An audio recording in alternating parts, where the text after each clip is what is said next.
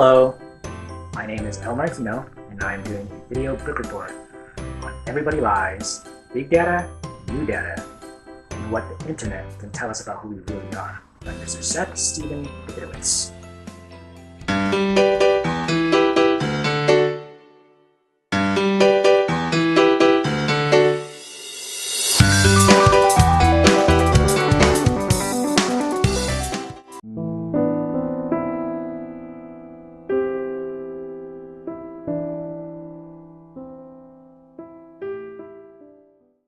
This book goes into context when we're alone, when lights are turned off, when we're anonymous. What is big data?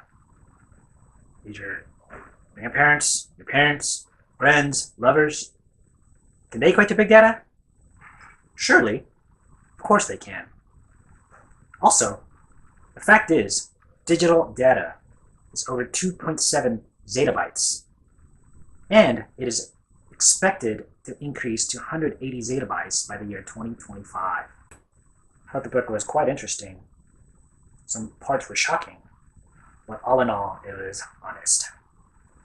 Although I did agree and disagreed on some of Seth's points. There was a survey conducted about porn viewing. Apparently, about 20% versus 4% of women view pornography. And I wondered if that was the case. You see, we have a misconstrued perception of reality on how people view us. Sad fact is, more people search for porn versus the weather. We want to portray to others that we do not watch porn, but there's no shame in admitting that we do. On the contrary, however, when I search for midget or granny pornography in the search category, does that actually mean that I like those types of pornography? Maybe, maybe not. But we start to fall under the trend on the Pornhub data that Mr. Seth included people in. It may not be 100% accurate. And what I mean by that is when I'm setting up a business in today's digital age, where would I get my data from? It would take so much more time and effort and money to do surveys, to hear what people actually want. I would rely mostly on Google Trends, searches, and invest my money in that. Islamophobia was mentioned in the book. President Obama addressed the nation because he heard some hurtful rhetoric against our Muslim brothers and sisters, that we have to accept all faiths, that this is a country of a melting pot and we accept everybody who we are.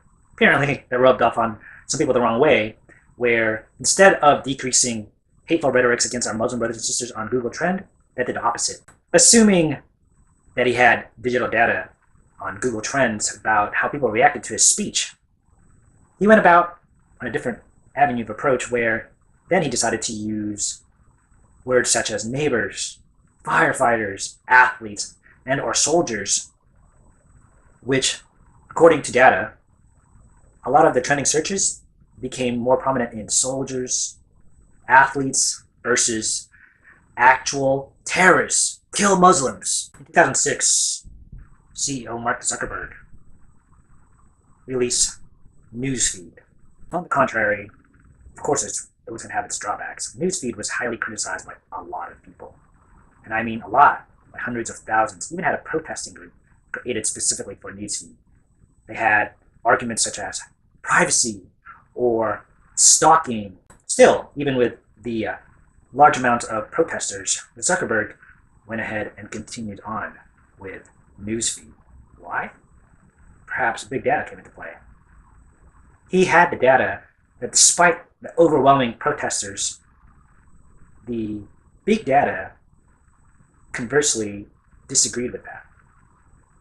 It was able to see clickability and how often people were coming back despite these protesters. They were doing the same thing. They were going back to Newsfeed. Seth uses Google Trends, Stormfront, and Pornhub data, and he uses it unforgivingly.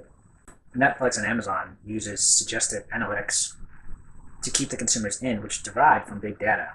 Data is complex. Big data, even, there's a lot of it, especially on the internet.